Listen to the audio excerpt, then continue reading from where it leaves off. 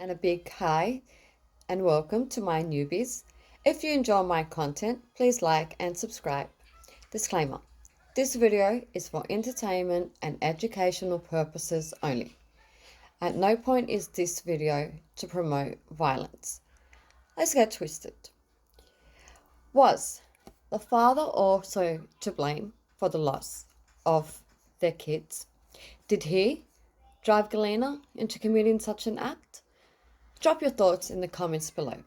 So, on June 24th of the year 2012, in Dogna, Prain, a suburb of Moscow, Russia, Galina Robkova committed a horrific act by unaliving her two young sons, Viva, 7 years old, and Rodion, 4 years old. The incident shocked neighbors and authorities alike, especially due to Galina's unnervingly calm demeanor and sitting near the bodies after the event. When questioned by neighbors, she coldly admitted to the act, stating she should have done it a long time ago. When questioned by neighbors, the police encountered a violent resistance upon her arrest, with Galina shouting and mocking them. Galina came from a well-off family, the Radkova family. They appeared outwardly stable and comfortable, living near Moscow. Sergei Rabkova, the father. He worked as a well-paid computer programmer, while Galina was a stay-at-home mother.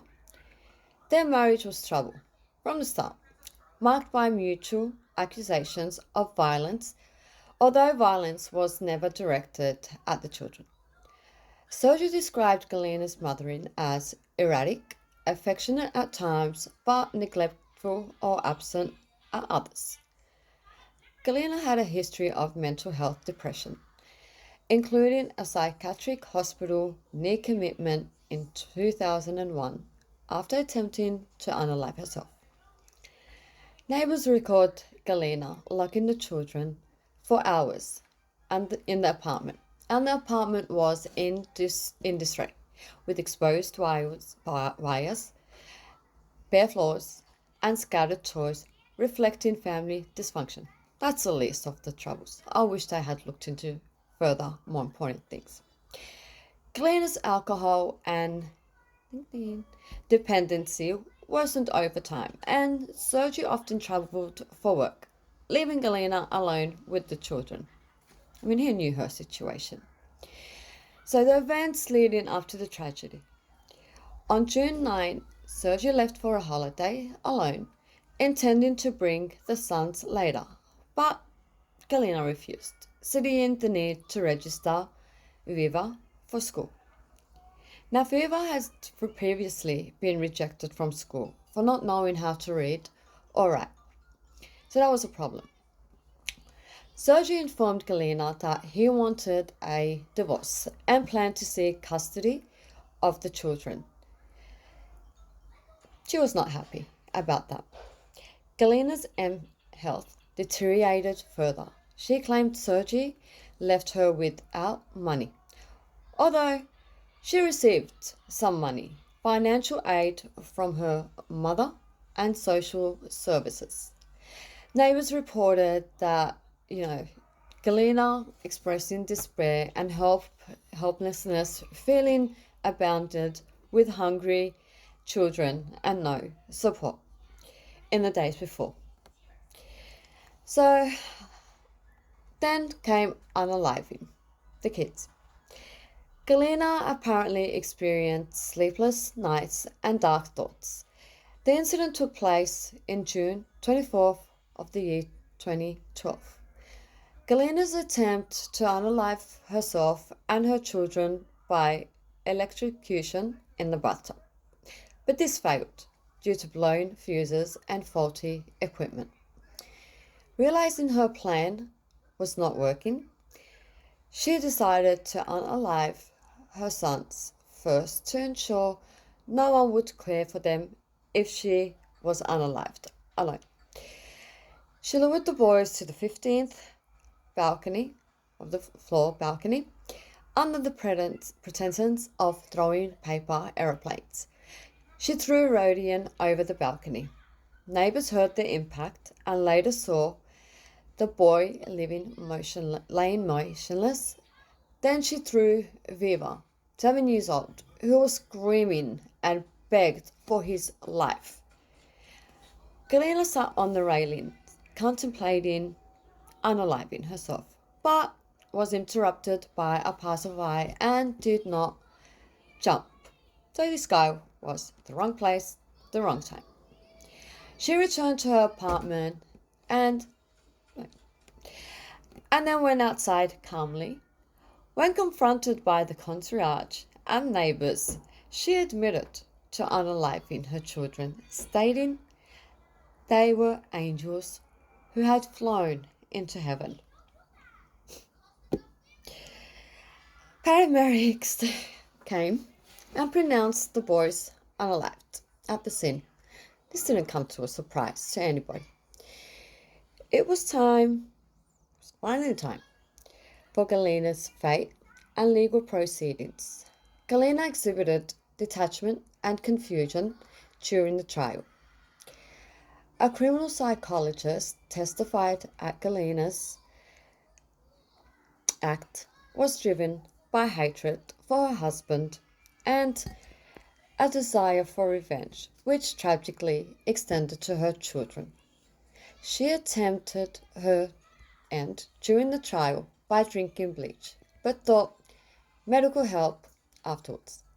Forensic examination diagnosed her with psychopathic disorder, finding her legally insane at the time of the killings. The Moscow Regional Court released her from criminal liability and sentenced her to indefinite compulsory psychiatric treatment, with possible future release if her condition improved. Sergei Ravkova disagreed with the verdict, expressing no forgiveness and a desire to sever all contact. Let's look at the key insights. Health deterioration and family dysfunction were central to the tragedy. The parents' troubled relationship and lack of support systems exacerbated Galena's condition. Galena's violent act was premeditated, emotional detachment coupled with a desire for revenge against her husband.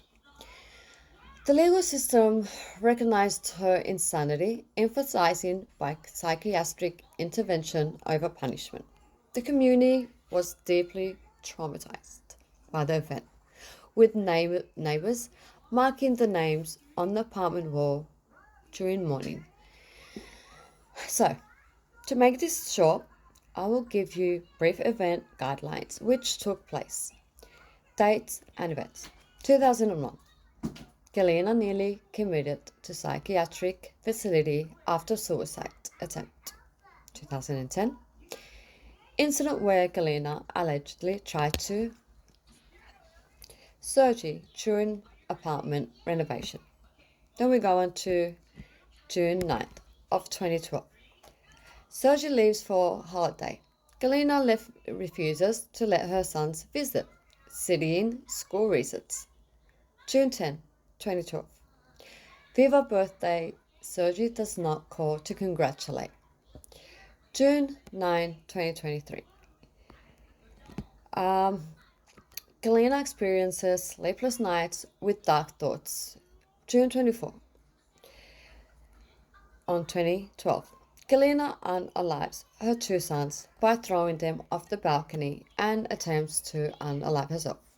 Post June 24, arrest, trial, psychiatric diagnosis, and sentencing compulsory care, psychology, and social factors. Galena exhibited signs of severe depression and neglect. She was described as explosive, neglectful, and increasingly dependent on substances.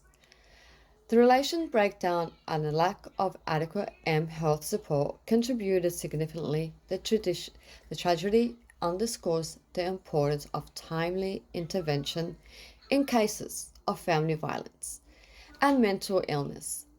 So let's come to a conclusion, overall conclusion. This case is devastating. Example of how untreated mental health illness combined with family dysfunction and social isolation can lead to catastrophic outcomes. It highlights the outcomes. It highlights the challenges in recognizing early warning signs and providing support to vulnerable families. The community's shock and lasting trauma serve as sombre reminder of the tragedy's profound impact. So, the Rapkova case remains a tragic reminder of the complexities of M-Health family conflicts and the dire consequences with these issues go uncounted and violent resistance upon her recent arrest.